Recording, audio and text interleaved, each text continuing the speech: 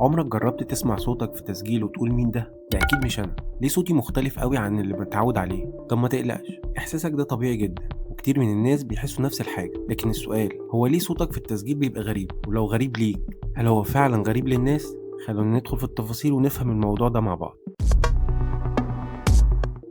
أول حاجة لازم تعرفها إن صوتك اللي بتسمعه وإنت بتتكلم مش الصوت الحقيقي اللي الناس بتسمعه. احنا عندنا مصدرين للصوت. اول مصدر هو الموجات الصوتية اللي بتمشي في الهواء وتوصل لودانك، والتاني اهتزازات عظام الجمجمة اللي بتوصل الصوت لودانك الداخلية. الاهتزازات دي بتعمل للصوت نوع من انواع التضخم وتضيف ليه دفء وعمق.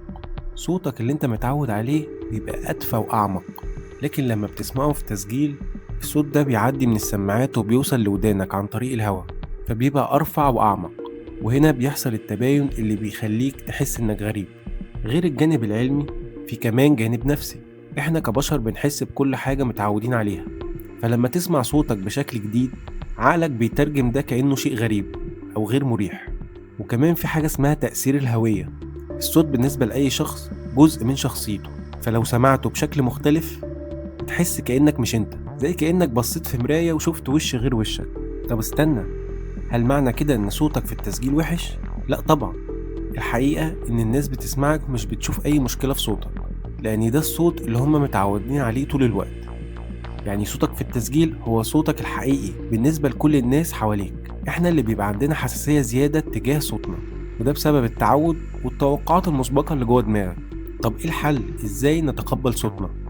اول حاجة لازم تسجل لنفسك كتير وتسمع صوتك لحد ما ودانك تتعود عليه. تاني حاجة ركز على الرسالة اللي بتقولها أكتر من الصوت. وأهم حاجة افتكر إن صوتك هو جزء منك ومن شخصيتك، ومفيش حد بيهتم بتفاصيله قدك. دلوقتي صوتك اللي بتسمعه في التسجيل مش غريب، هو بس مختلف عن اللي انت متعود عليه. مع الوقت هتتعود عليه وهتحبه. فاكر أول مرة سمعت صوتك كان إحساسك إيه؟ قولي في التعليقات.